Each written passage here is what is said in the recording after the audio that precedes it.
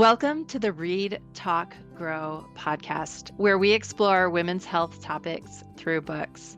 In the same way that books can transport us to a different time, place, or culture, Read, Talk, Grow demonstrates how books can also give a new appreciation for health experiences and provide a platform from which women's health can be discussed.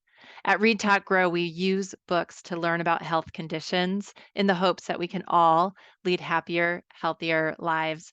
I'm your host, Dr. Denise Milstein. I'm an assistant professor of medicine at Mayo Clinic in Arizona, where I practice women's health, internal medicine, and integrative medicine. I am always reading and I love discussing books with my patients, my professional colleagues, and now with you. Today, our book is Take My Hand by Dolen Perkins-Valdez, where our topic will be reproductive injustice and forced sterilization. While listeners might think this is a historic topic and not pertinent today, we'll discuss how reproductive injustice remains important. In addition, we know not understanding our history, especially the tarnished and shameful components of it, leads to repeating the same and similar mistakes. Our guests today are Dolen Perkins-Valdez, the New York Times best-selling author of Wench, Balm, and most recently, Take My Hand. In 2011, Dolen was a finalist for 2 NAACP Image Awards and the Hurston-Wright Legacy Award for Fiction. She's the current chair of the board of the Faulkner Foundation. She's currently an associate professor in the literature department at American University and lives in Washington, D.C. with her family. Dolen, welcome to the show. Thank you for having me. Our second guest is Dr. Swapna Reddy. She's a clinical associate professor at Arizona State University's College of Health Solutions. At ASU, Dr. Reddy teaches undergraduates and graduate students, including a graduate course in health policy, where she discusses reproductive injustice. Dr. Reddy is also faculty at Arizona State University's Barrett Honors College in Medical Studies. She's an adjunct assistant professor in healthcare administration at the Mayo Clinic Alix School of Medicine in Arizona, and she's also named a Fulbright Specialist. Dr. Reddy's primary research interests are how law and policy can be utilized as tools to improve population health and health outcomes, reduce health disparities and inequities. Swapna, welcome to the show. Thank you so much for having me. Our book today is Take My Hand by Dolen Perkins-Valdez. So I learned about this book as part of a reading guide from a book influencer I followed. I was so intrigued, I went to a favorite indie bookstore, Brightside Books in Flagstaff, Arizona, and bought my copy. But I didn't start it right away. So when I was talking to some book friends about a recent interview we did with Linda Villarosa, who wrote about racism in medicine in her best-selling book, Under the Skin, they said, well, of course, Take My Hand makes perfect sense as your next read, and it was. I have loved this book. Take My Hand features the fictional Sybil Townsend, a young, recently trained nurse who starts her career at the Montgomery Family Planning Clinic. She meets the Williams family and becomes connected particularly to the 2 daughters, Erica and India, who are only 11 and 13 years old, where she realizes the injustice of the clinic's insistence to provide birth control to these 2 girls who are not sexually active and have no interest in being so. And eventually, this clinic deceives the family and sterilizes the children without informed or understood consent. The inspiration for this story is a 1973 case, Ralph versus Weinberger, where Minnie Lee and Mary Alice Ralph had been sterilized without their consent. Worse, this was a major turning point in the realization of how many people were sterilized without consent, and was yet another example of systemic racism in healthcare. Dolen, in learning about this case, you realized the world needed to be more aware of reproductive injustice. Tell us about that experience. Well, the thing that really convinced me that I needed to write this book was when I started looking at the newspaper articles from 1973. There were so many of them. Usually, I'm used to researching topics where I don't have that many sources. But when I started looking into all of the newspapers of the time, I was convinced that this was a story that needed to be written. In fact, I thought maybe it had already been written, but it hadn't. These young girls at the time were 12 and 14 years old, and the case was covered in the New York Times, the Chicago Tribune, the Washington Post, Time Magazine. They were on the nightly news. They testified before Senator Ted Kennedy's subcommittee on health and ethics. It was a major news story at the time, yet I had never learned about it in school. And you framed the story after literally years and years of research, talking to people who are directly involved, but then you framed the story with fictional characters. Tell us about your choice to do that. Well, in real life, the discovery of what had happened to the girls was made by their social worker, a woman by the name of Mrs. Jessie Bly. And I knew her story. I knew that she was the one who had taken it to, first, she took it to her husband and asked for his advice. And he directed her to his commanding officer. He was in the military. So she went to his commanding officer on the base and reported it. And the officer suggested a young civil rights attorney in town. I knew that story about Mrs. Bly, but what I didn't find when I was researching was an account of what happened with those healthcare providers, those nurses who worked at the clinic. I never even found their names. I only knew the name of the supervising nurse. And in real life, she passed away years ago. So I was just very curious about how you, as a person entrusted with their care, allowed something like this to happen under your watch. And once it happened, how did you live with yourself? And that's how I came up with my completely fictionalized main character, Sybil Townsend, the nurse who is, caring for the girls when this happens. I really think it's a brilliant perspective. And perhaps because I work in healthcare, it really helped me to feel in the middle of the story. Swapna, speak a little bit to how this has modern implications. And while this may have happened 50 years ago, this is not only pertinent to past history, it's part of our more recent history as well. Yeah, absolutely. Well, first, I wanted to start off by complimenting what a beautiful book this was. It was such a lovely read. And I have to tell you that I came at this book through many different lenses. I think, as someone in academia, especially public health academia, sometimes it's very difficult to confront some of the mistakes that public health has made, and we've certainly made quite a few mistakes. And I think it's really important for us to be honest about that. As a mother, I felt this in a very sort of visceral, heartbreaking type of way. I'm from the South as well, and so there was a level of understanding certain things that were being discussed in the book. And so I wanted to start off by complimenting you on writing such a beautiful story. Second, yes, we are still living many of the issues that are being discussed in this book, because essentially what we're talking about here is the ability for women and girls to control what happens to their bodies, right? And what we know, in the book was written to have taken place in 1973. Also in 1973 was the landmark case of Roe v. Wade that took place about 2 months prior to the main action of this book. Just last year, we had another Supreme Court case, the Dobbs case, which essentially overturned Roe v. Wade and has turned the clock back half a century in reproductive rights in this country. So, if the main question here is if women and girls have the ability to make decisions over their bodies, over their reproductive sort of freedom, over their economic opportunities, et cetera, the answer is yes. In the United States, we're still figuring that out. We're still arguing about it. We're still fighting it. And what we know is those that are disproportionately impacted today, just like in the time that this book was written in 1973, or the time period this book was written in 1973, the same people are always disproportionately impacted. And who are those people?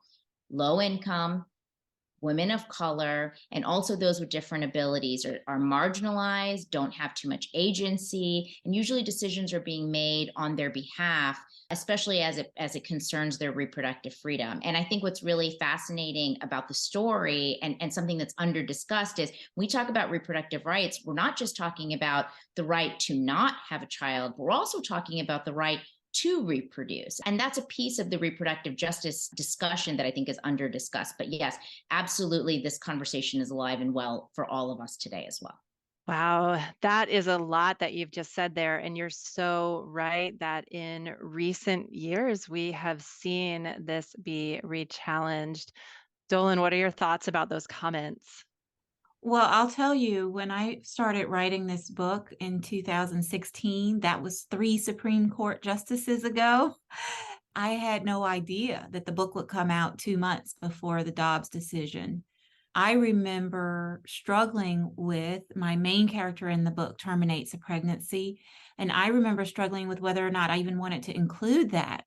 But I knew that it was true for her as a character, and I had to be true to the book. But I was nervous really about including that because I wasn't sure if I wanted to fully wade into those waters, right? But I don't think I mean, they talk about 2 sides to the same coin. There's more than 2 sides to this coin on reproductive issues, right? There are many sides. And so there's no way to talk about this book without talking about Roe v. Wade, without talking about economic injustice, without talking about racism, sexism, all of those things that go into suppressing women's rights. And marginalized populations, one of the characters in the book doesn't speak for herself, and assumptions are made that she is not mentally fit. She's called developmentally delayed in many ways, and yet she's mute and not necessarily intellectually challenged, but the system makes decisions for her that are blatantly misinformed. Yes, I was very careful because in real life, one of the Ralph sisters did have a disability. So in my fictionalized version, I didn't want to erase. This isn't the exact same disability that the Ralph sister has. I don't even actually know the exact disability because I don't know her medical records, but I did not want to erase that.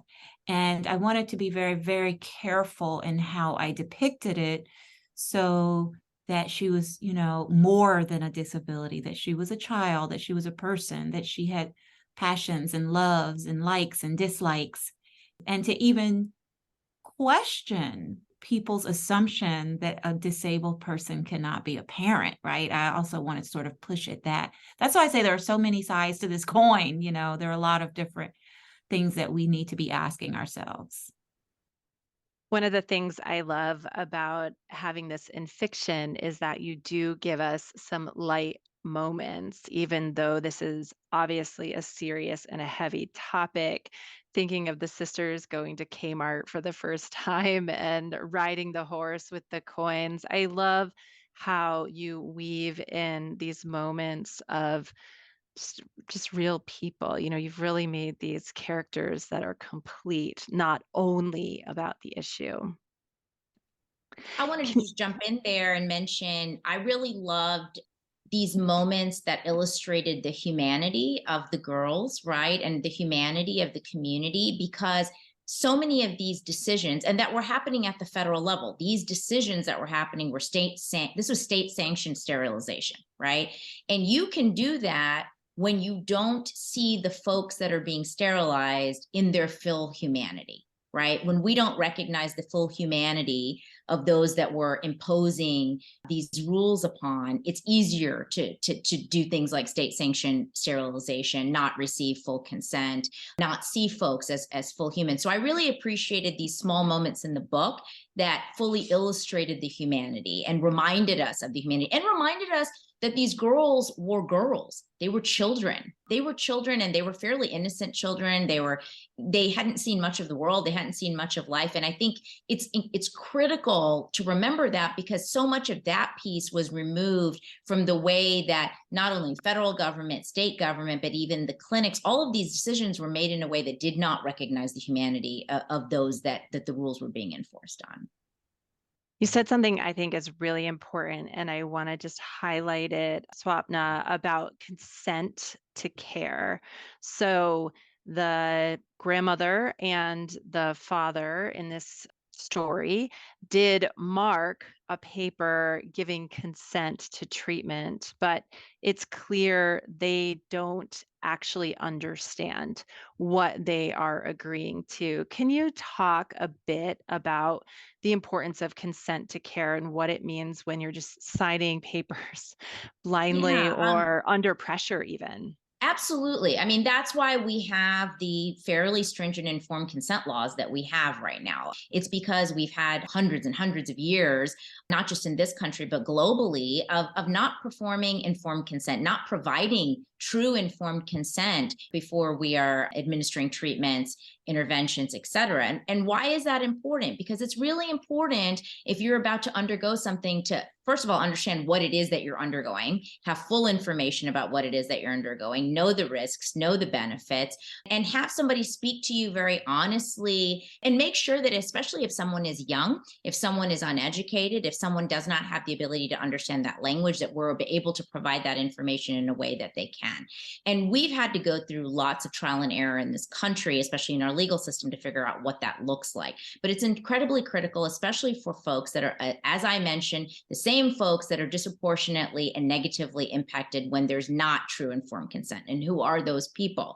They tend to be low income folks. They tend to be people of color. They tend to be those that are marginalized, have less agency in our society. And so informed consent is important and vital for all of us, but I think it's even more critical for the more vulnerable populations in our society. And we've had to get there. We certainly have not had true informed consent for the majority of the history of this country. You mentioned that a bit, Dolen, in your note at the end of the novel about some more recent cases with prisoners, with immigrant women. I think that speaks to that real importance of recognizing when you're working with a vulnerable population that you're ensuring that the person on the receiving end of care is understanding what they're agreeing to and proceeding with. The way it is in the book is just absolutely heartbreaking.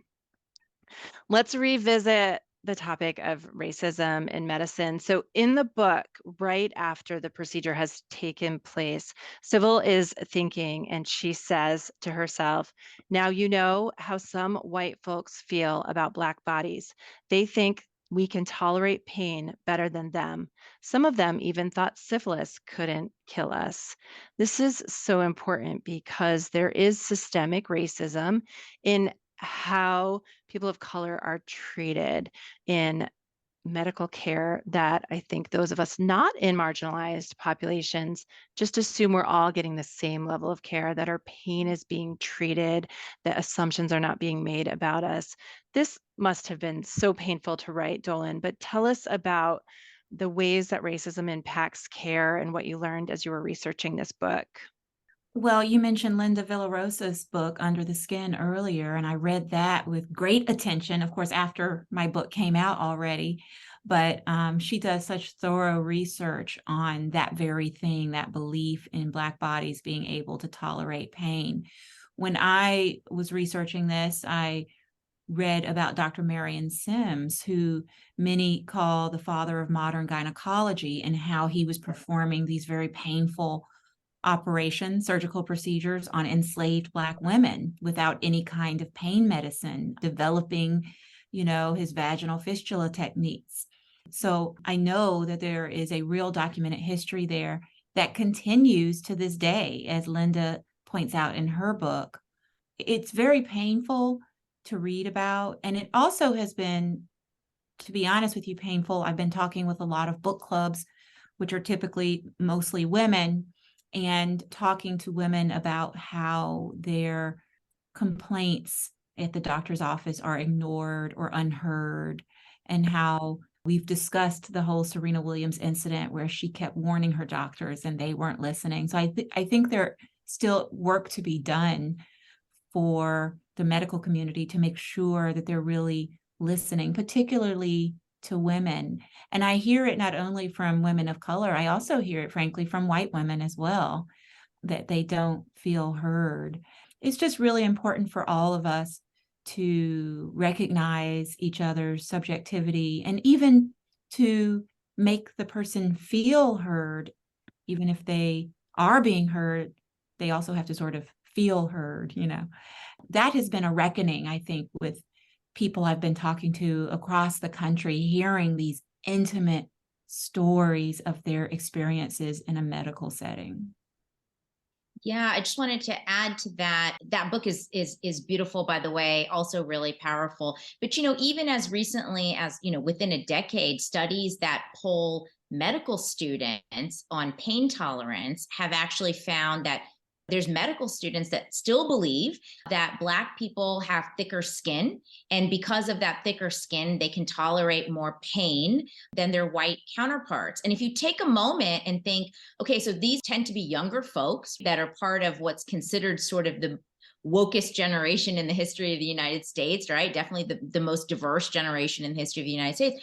Where are these ideas coming from? Where are these beliefs coming from? And it's because these beliefs and these ideas are woven into the fabric of our country, of our society, of our nation. This comes from the way that we were thinking about pain and pain tolerance, back in slavery time, right? Again, when you dehumanize an individual, it makes it a lot easier to treat them as less than human. And so what we see are sort of the lasting effects. And Dolen made really great reference to Serena Williams' experience when she gave birth. I mean, and we see that all too often unconscious bias in healthcare, right? And we see the effects of that on a regular basis. I mean, one of the starkest sort of examples is in our maternal mortality crisis in this country. We have Black women, Native women, Indigenous women that are experiencing 3 to 5 times the maternal mortality rates as their white counterparts, right? And there's a variety of reasons why, but certainly one of them is the unconscious bias that exists within healthcare, and women are not being heard. And then there's a distrust that's associated with that. So I think as part of this larger conversation, we can't ignore the systemic biases that we're still living through, that we're still combating, and that are steeped very deeply into all of our systems. And healthcare is one of our largest systems in this country. So of course, healthcare is not going to escape that as well. I think you raise such an important point of how many of these beliefs are passed down. The medical students you mentioned are learning it from the people they're learning from, or they're learning it from our culture, and how important it is to challenge our beliefs when we make an assumption or we've believed something to be true, to really pause and stop and think, is that actually true? And am I providing the best care to this person in front of me, or using my assumptions? And then it's limiting my ability to provide the most optimal care. We also talked to Arlene Geronimus, who has a forthcoming book called Weathering, and she talks about the Serena Williams example as well, because obviously this is a highly resourced woman who is intelligent, obviously famous, and yet she had a dismissed diagnosis because she simply was not listened to. And part of that is clearly because she's a woman of color. I want to talk a bit about good intentions. There's these problems in healthcare, but I think we have to be honest when we look at this history that even the head nurse in the planning clinic, to some degree, thought she was doing the right thing. One of the characters in the book is Miss Pope, who is the librarian. She helps Sybil and her friends research the medications that they're administering to these children. And in that research, she talks about the Tuskegee syphilis study with these young people. And listeners will remember that this is an example of an egregious example of people of color being taken advantage of in the name of a scientific study. And in Take My Hand, Miss Pope says, in regards to one of these researchers, it's likely she thought she was doing good. Syphilis was a serious illness, and these white folks came down here saying they wanted to find a cure, and Tuskegee could play a role in helping them find it. I believe she trusted the federal government. Dolen, you do a good job of not demonizing these people who are doing these things, but really trying to frame them as operating in the context of what they know at the time. That must have been very challenging. It's challenging because I think when we think about these things, we like to think of them as being clear cut, black and white, good versus evil kinds of issues. And it doesn't work that way in reality. I think there are people out here with very good intentions who are doing harm. And, one of the first things I learned before I became a professor, a teacher, was that as a person who holds power in the classroom, good intentions do not excuse me from doing harm. So I had to really educate myself and learn how to teach. So in the book, I really thought about Civil as being like all of us. And when the book begins, she and Mrs. Seeger, the supervising nurse, are on the same team. They want to give women more reproductive control. They want to provide these, free health services. They want to do good in the community. But when we are in a position of power, there's a line that it's very easy to cross. And so I just wanted to illuminate that line. And I wanted people not to judge Civil. And some readers still do judge her, but I wanted readers to see a little bit of themselves in her, particularly at that young age where you want to try to change the world. And then also asking yourself, wouldn't you have done the same if you had this impoverished family as your patients? Wouldn't you have tried to get them into an apartment if your mom could help? Wouldn't you have tried to get them furniture? Wouldn't you have tried to take them to Kmart so they could get clean underwear? Like, wouldn't you have done that? But then you ask yourself, but do you think that they wanted all of, did they ask you? And I try to just approach the line very, very carefully until one day Civil realizes they haven't asked for a television. Why am I sitting here thinking about getting them a television? So I wanted us all to think about how we walked that fine line between help and harm. And I hope that, we think about that in this discussion over reproductive justice too, right? We want women to have reproductive control over their bodies, but that also means that we have to listen and we have to respect the very women that we're trying to help. What else do they need from us other than, for example, the right to terminate a pregnancy? They also need, when they do have kids, help with daycare and with, safe childcare. My daughter had a tummy ache last week, a very, very bad tummy ache. And I called the pediatrician's office in the middle of the night and they said, oh, we're concerned that this could be appendicitis. And they told us to go to the emergency room. And we went to Children's Hospital and it was full of kids and very, very sick kids in the middle of the night. And it was so sad to me. I just thought, this is not good that all of these sick children are here. And the wait was 5 hours. It was a 5-hour wait. And hopefully she's okay. She's fine. It wasn't appendicitis, thank goodness. Good. Yeah, I love the way you said that it's so easy 50 years later to paint this as who was wrong and who was right, but it's not so easy when you're living in the middle of it or functioning in the middle of it. I'm a little fearful to ask you this question, actually, but I'm wondering, what are we doing now that in 50 years we're really going to wonder, how did we think that was okay? Oh my gosh, what a question. I want to answer that by saying, how much time you got? Dolen just brought up a great point, which is, in the conversation about reproductive justice and the continuing conversation we're having about the ability for women and girls to control their bodies, to control their destiny, often we limit the parameters of that conversation all around the time of pregnancy, limiting pregnancy, avoiding pregnancy, what to do if you're pregnant, what to do during pregnancy, as if you only exist during those times, right? And as if families only exist during that time. I mean, where I hope we are 50 years from now in the United States is looking back and saying things like, how are we expecting women and families and children to thrive when we were not providing programs and supports in order to make that happen? So things like, why was childcare so expensive 50 years ago? And why was it so inaccessible? Why were there still folks without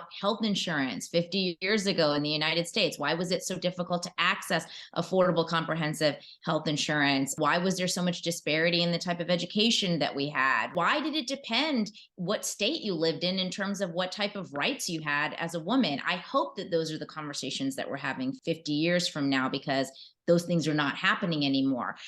I will say, though, if we look at where we are today and we look at 50 years ago in the United States when Roe v. Wade was decided, right, half a century ago, I always talk about this in class with my students as well. I mean, I was born shortly, a few years after Roe v. Wade. I've never lived in the United States prior to last year where I did not have a right to an abortion if I sought one, right?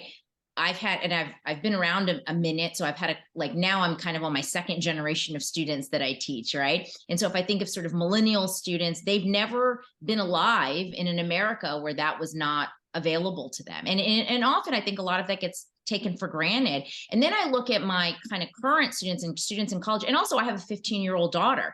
Never been alive in an America where this was not a right. At minimum, 3 generations of women, girls, boys, men, where we took a lot of this for granted. And now where are we half a century later? We're still having this conversation.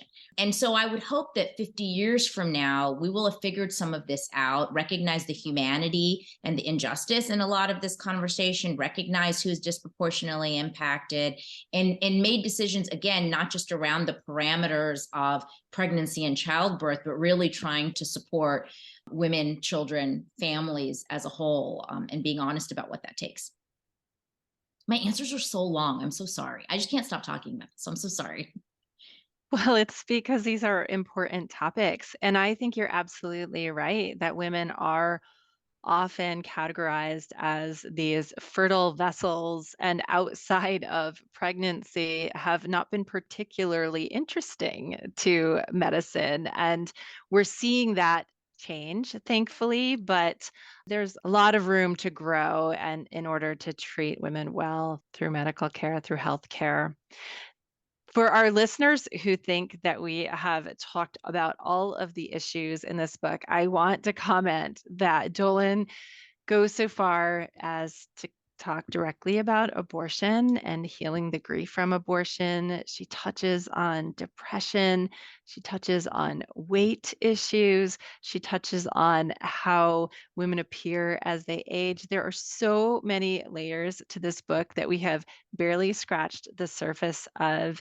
In your author's note at the end of the book, you write, "My hope is that this novel will provoke discussions about culpability in a society that still deems poor, Black, and disabled as categories for motherhood. I still believe in the power of the novel and its readers to raise the alarm, influence hearts, and impact lives." I want to hear from both of you what you really are hoping the readers of this novel walk away with and are inspired to look at more closely. One thing I would like is in 1994, President Clinton issued a presidential apology to the victims and descendants of the Tuskegee syphilis experiment. Yet the tens of thousands of women in this country who were sterilized by the federal government have never received a presidential apology. I would like to see that. I would like to see that to all of the victims, including the Relf sisters. And I would like to see that soon.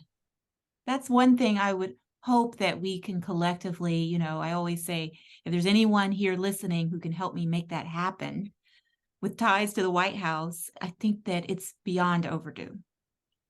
Yeah, I think right on. This is a topic, again, completely under-discussed. I don't even think most folks in the United States who've probably heard of Tuskegee, I think lots of folks have heard of Tuskegee, have ever even heard of not just this case, but this larger issue. And this feels like something from hundreds of years ago, where what we know what this is as a reality is remnants of a eugenics movement that was alive and well in the United States in the late 1800s and early 1900s. We have a Supreme Court case, Buck v. Bell, that affirmed basically eugenics and forced sterilization of women in 1927. And basically the three categories were imbeciles, epileptics, and feeble-minded folks. Not my words. That's the language that's in the Supreme Court ruling. Where this comes from is again, this categorization that we've become all too comfortable with in the United States. And yes, that was a 1927 case. This case, Ralph v. Weinberger, is, 1964 is when it was decided. We're still seeing some forced sterilization issues happening as recently as 2022. So this is not just ancient history in our country or in the world. This is something that we're still grappling with. And I think fundamentally, it forces us to re-examine how we think about women, how we think about especially marginalized populations, making decisions for folks who sometimes don't have the agency or the voice to always be able to stand up for themselves. And I think that there's a lot also to be said about how what the book was even talking about and what's been spoken about for decades in this country is who we think are the deserving poor and how we think we should treat the deserving poor if we're going to provide quote unquote welfare programs. What are sort of the conditions of those programs? I think it really forces us to re-examine those things. I 100% agree with Dolen. It's needed and it would do a lot in terms of beginning healing. There was a formal apology placed, but I think we as a country need to be very honest, learning this history. We're going in many cases backwards in terms of being honest and learning history. We need to learn this history and recognize the misogyny, the racism, the ableism, and the socioeconomic sort of factors that go into why we have made decisions like this so we don't completely keep repeating ourselves. This has been such a powerful conversation. I hope that our listeners will pick up Take My Hand and then use it as a platform to have their own conversations in the similar vein about these incredibly important, challenging, and difficult topics. Thank you both for being on Read, Talk, Grow. Thank you for joining us to talk books and health today on Read, Talk, Grow. To continue the conversation and send comments, visit the show notes or email us at readtalkgrow@mayo.edu. Read, Talk, Grow is a production of Mayo Clinic Press. Our producer is Lisa Speckhard-Pask, and our recording engineer is Rick Andreessen. The podcast is for informational purposes only and is not designed to replace a physician's medical assessment and judgment. Information presented is not intended as medical advice. Please contact a healthcare professional for medical assistance with specific questions pertaining to your own health if needed. Keep reading, everyone.